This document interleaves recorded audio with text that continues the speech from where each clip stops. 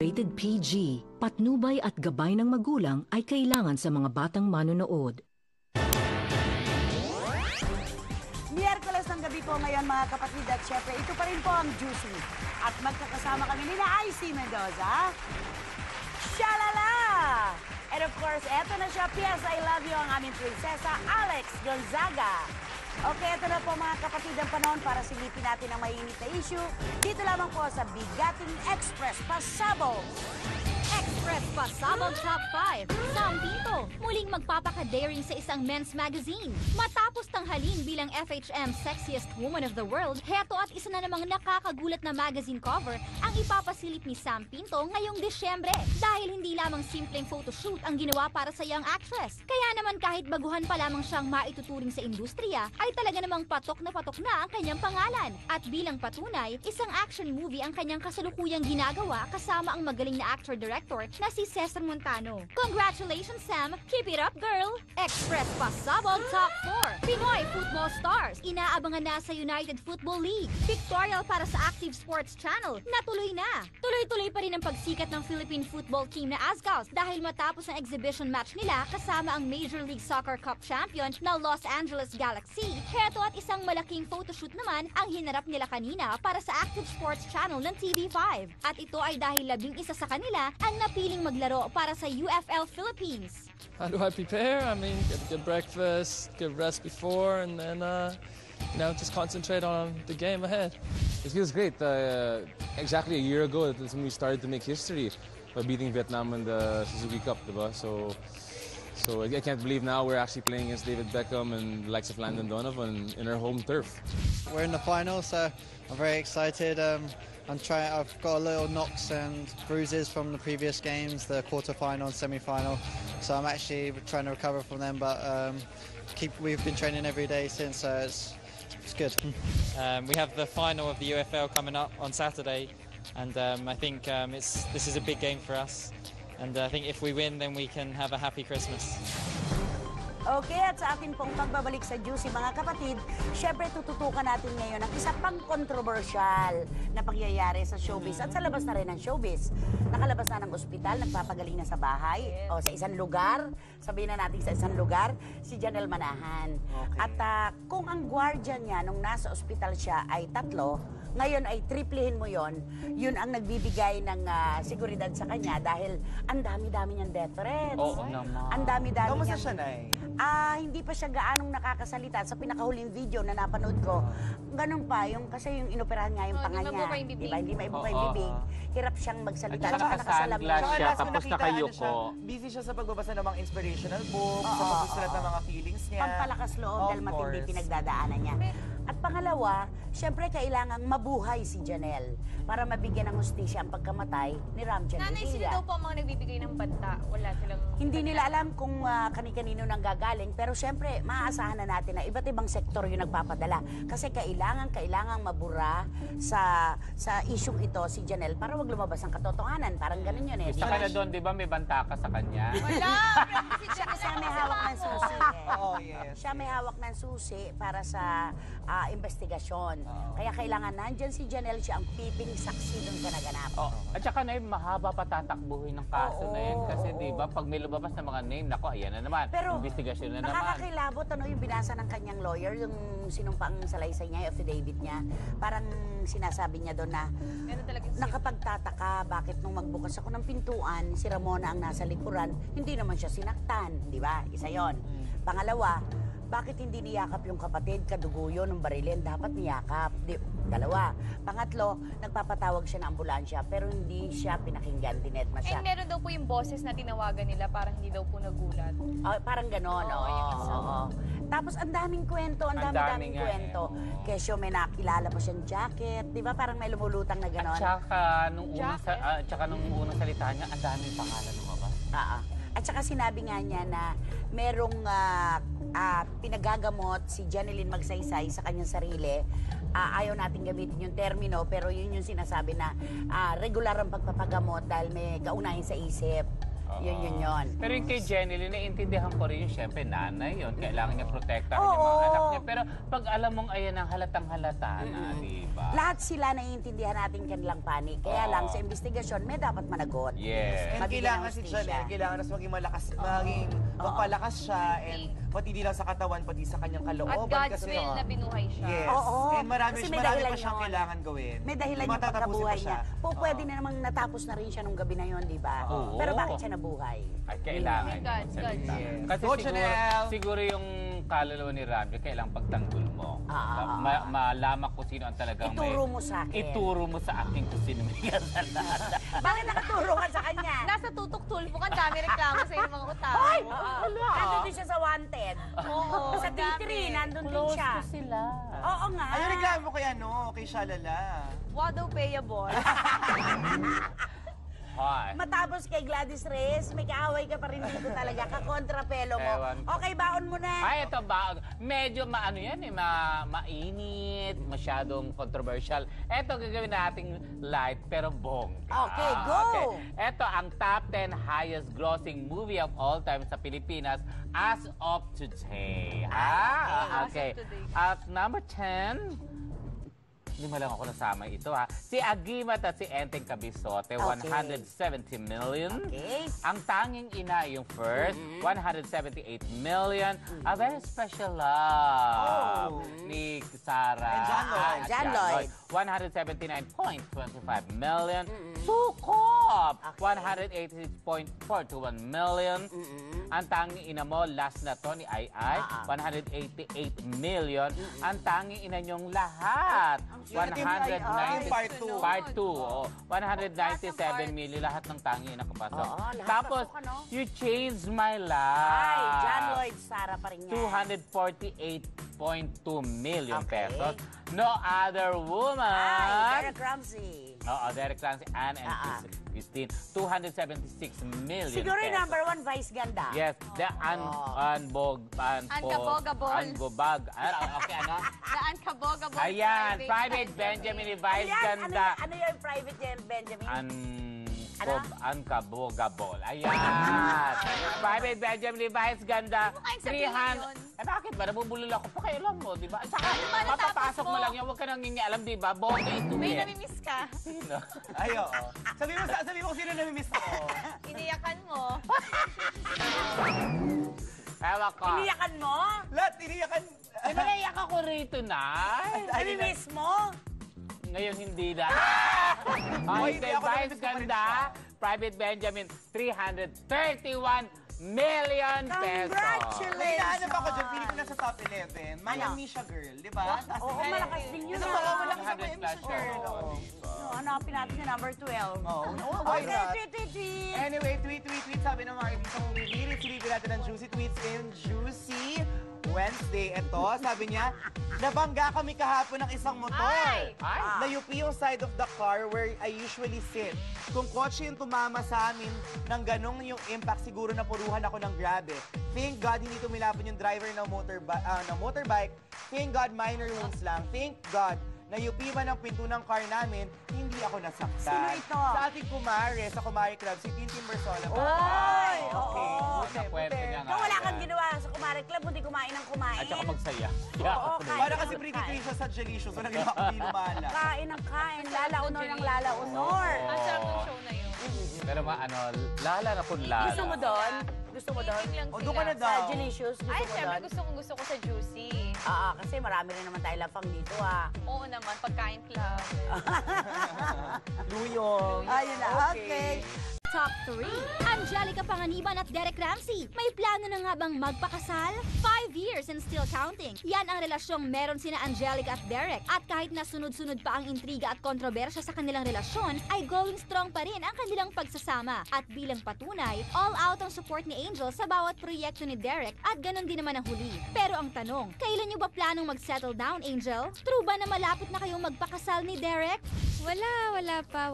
Hindi namin kasi pinag-uusapan eh. So, kapag napag-usapan, hindi naman namin yun isisikreto, diba? Mas maraming nakakaalam, mas maraming makikiselebrate sa'yo. So, for sure naman, hindi yun yung isang bagay na itatago namin.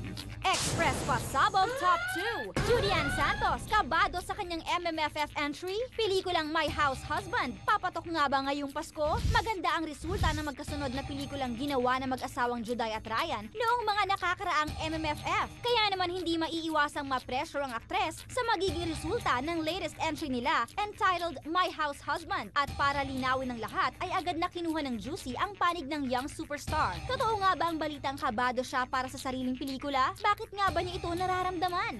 Siyempre, ngayon lang kami uli nag-care ng movie ni Rai together, tapos MMFF. Tapos wala naman kaming panlaban na effect sa pelikula. Ang laban lang talaga namin is yung story. Ang gusto lang sana namin, at least, mapansin lang ng tao yung pelikula, ma-appreciate nila yung effort na binigay at time na inihandog namin sa kanila. So we really hope na mapanood to ng lahat. Welcome back mga ka-precious ang ating next Juicy Tweet ngayon, Juicy Wednesday. Ito, sabi niya, peace of mind, happiness, clarity. These 3 gifts I ask from God and the universe for Christmas. Galing kay Miss Iza Calzado. Ay, oo naman. At lalo pat alam natin na galing siya sa isang malungkot na pangyayari na hanggang ngayon, dala-dala pa rin niya. Yes. Alam mo, pag nawalan ka ng magulang, isang sugat ito na walang paggaling. Sa totoo lang, walang paggaling ang sugat na ito. And diba? medyo mahirap tong year na to para kay Miss Iza kasi diba this year din siya nakipag-break with his boyfriend. And nawala ang papa niya. Yes, nawala si Mr. Lito Calzado. Ay nako, laging merong nakalaan para sa kanya. Darating din. Nakita ko po si Miss Iza Calzado sa intimate dinner. Ito with- na ba? Wow! Yan ang baon Hindi mo. naman, nakita ko lang siya naka-white siya. At very nice talaga si Miss Iza. Oh, at napakagandang babae. Oh, no? Walang makeup. Ano ang feeling na under investigation ka daw pala? Bakit? Bakit ba? Nakisaw-saw ka. Nakisaw-saw? Ano ba yung sa MVP? Yung sa MVP boy? I just said my observation. No. That's Bakit okay. IC? Ano yung pinapasok ni IC? Ano ba yung nangyari sa MVP ball? Ay, hindi, wala naman po. Nag-enjoy po tayo lahat, di ba? Masaya. Kaya, wala Oy, that's so Thursday last week. That's so Pero, December 1. Kailangan magdala ka ng Naku, ikaw security. mag-payables ka muna sa mga. Hindi ka muna. Totoo ba nung pagkatapos ng MVP ball, sabay na umalis si Paolo Bediones at si Sugar Mercado? Yun po yung sabi ng mga ibang May nakakita, sources. no? May nakakita po. Pareho siguro yung source natin. Oo. Kasi yun din ang sinabi sa akin. Sinong eh. source na to? Hindi. Alam mo, hindi siya pwede maging source. Oo. Namuha yan. Nag-ipon niya ng mga blue cheese. Yes, oo. Ay, Alam asan mo, yung blue nasira ang cheese? name ko dun, ha? Bakit? Abadang kagabi. Ah. Dahil dyan, kukunin ako endorser ng keso. Maganda yun. Okay, Facebook Ay, message. sabi ni Gladys, si cheddar. Cheddar daw, alam mo. Paano mo malalaman ang lasa ng blue cheese hanggang cheddar ka lang naman? Okay, ang ating Facebook message galing kay Early Quinto Arroyo. Sabi niya, hello mga ka-juicy, isa ako sa mga addict na sumabaybay sa inyong show gabi-gabi. At kahit na anong times at pa kayo mapunta, talagang palagi akong nakasubaybay sa inyo. At hindi kompleto ang gabi ko hanggang hindi kayo napapanood kasi abang na abang ang mga blind items na kapatid natin na si Nanay Christy. Kasi Maraming kapag siya salamat. nag-BI, talagang alam natin kung sino ang celeb. Sandali lang, Okay. kinatawan. Maraming salamat po. And I love Icy, the way he dresses at palaging fresh. Thank you so much. And the one and only simple and beautiful Alex. Ako na. Thank you so much Yes. indeed. And- Naku, thank you so much And yun lang. Ba't wala ako? Joke lang. Joke lang, ito nga. Sabi niya, ang nakakaingit na necklace si Shalala na bagay sa kanya. Necklace lang yun Necklace sa'yo. lang. Wala Yes. sa talento mo. Wala sa fest lang. Wala. Oh, fresh. Blind item. Simple and beautiful. Necklace. Ito na. Keep up the good work, baka Juicy. At dahil dyan, meron kayong t-shirt galing sa Boardwalk and sa Juicy. Ayan o, fresh. Uy, may nagtatanong sa amin, kagabi at saka nung Monday ng gabi, malungkot ka raw. Meron ka nga bang dinadala? Hindi. Okay po ako. Pero ngayon okay ka na eh. Okay na, okay Dalawang ako. gabi, hindi ka okay. Hindi, 100%. Ngayon. Okay na okay. Okay! Baon mo na naman siya, Lala. Ikaw na naman. Ako na naman ba magbabaon? Oy, pero ito ha, how true na napapabayaan na raw si Mark Heras ng GMA Artist Center o ng GMA. Si Mark na nagpapabaya sa kanyang Heras. sarili. Kasi parang, totoo, after ng Time Time of of My My Life. Life, wala siya. Uy, meron siya sa piling lang. Sa langit ang piling mo. Oh, ay, alam mo pala, ba't hindi ka mag-explain? Sa langit ang feeling mo?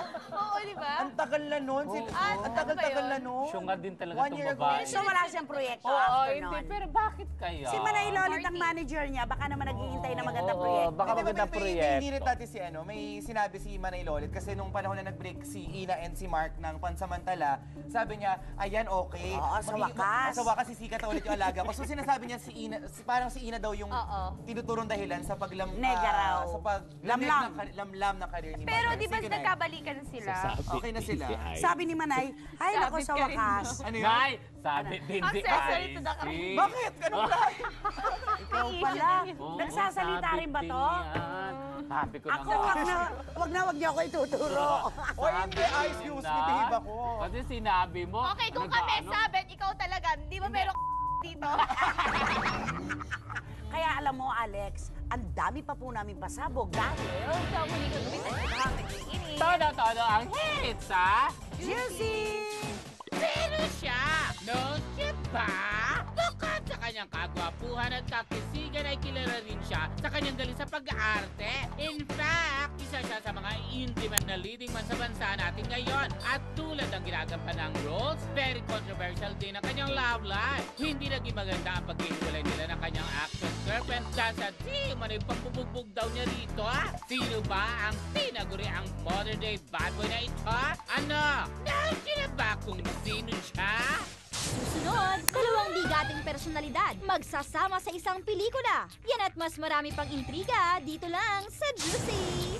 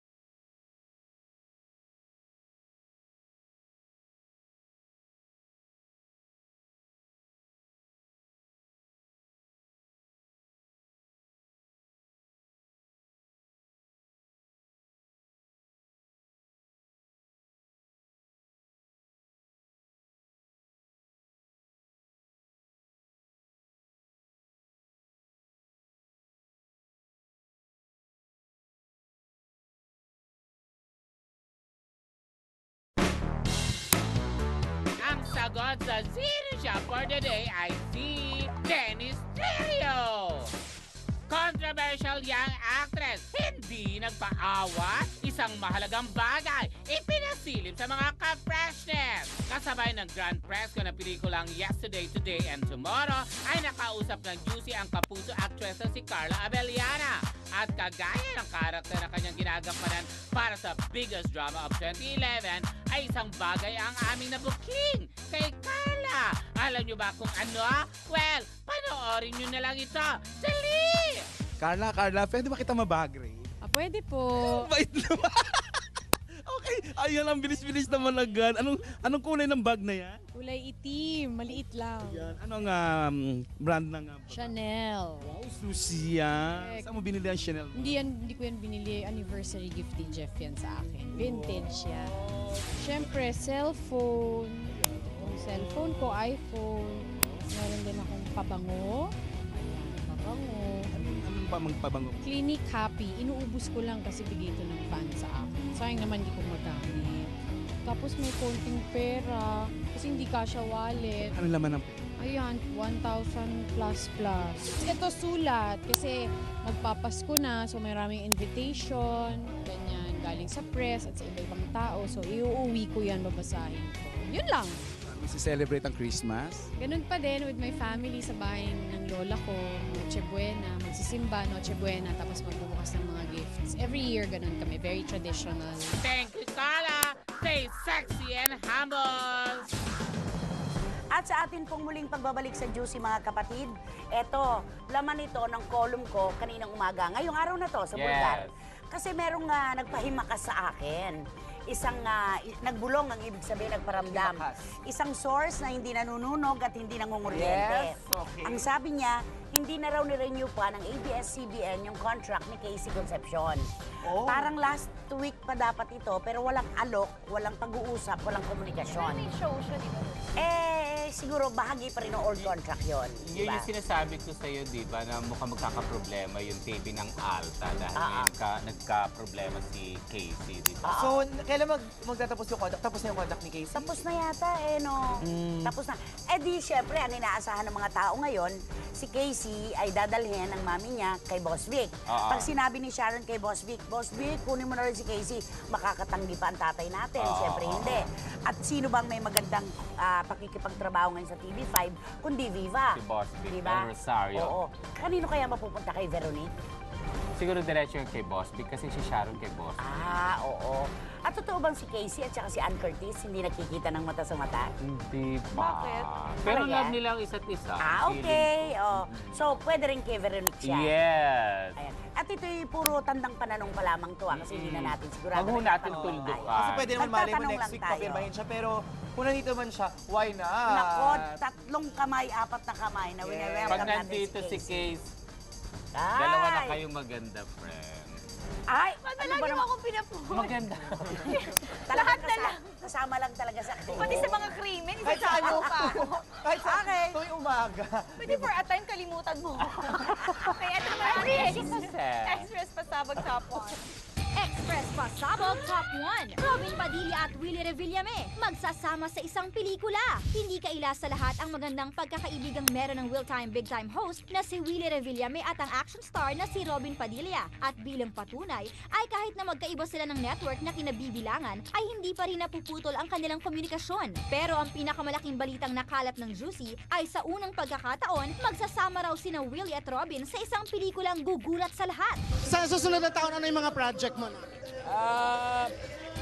Ang gusto ni Boss Vic, mag-umpisa na agad kami ni Kawili.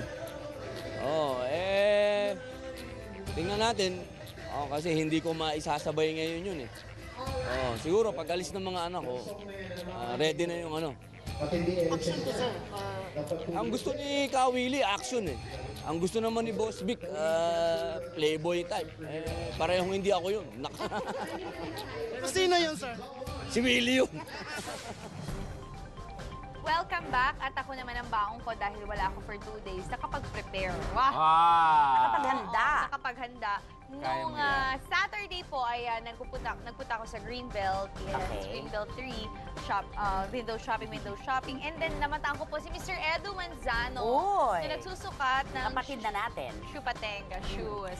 Shupatenga kapatid Ang ganda niya magdala ng sapatos na walang medyas, ano? Sa kanya talaga. At nanay, sobrang Sila ni bait Luis niya. fashionista sila pala. Tumayo pa talaga siya. At pinakilala niya sa akin yung kasamahan niya. And then, yun po.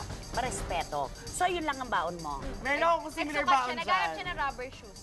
Okay. May similar baon ako dyan. Si Zanjo Marudo nakita ko sa Ortigas kumakain sa Shumayan. Sino kasama si Bea? Siya na mag-isa nakasando siya. Sure ka bang siya yung nakakatuwa yung ganun, Siya talaga yun, oo. Nakakatuwa yung ganun kasi parang sinusundan niya yung yapak nun sa Mandaluyong. Si Kit Martin. Kit Martin. Yung kumanta ng Because of You. nagustuhan na niya dito talaga. No? Ayaw na niya umalis, ano? Parang hindi ko na siya napapansin. Parang may nakita ko, ay, si Kit Martin ba yun? Asa naman siya ngayon? Andito pa rin, kumakain pa rin siya ng tusok-tusok. Yun yung breakfast lunch Makakasama raw natin sa San Fernando, Pampanga. This Saturday to, magkita magkita-kita tayo sa San Fernando. At bakit lagi mo naman nakikita si Kit Martin? Ay, hindi. Kumakain ka rin doon? Hindi, taga-bayan din po kasi ako, di ba? Oo.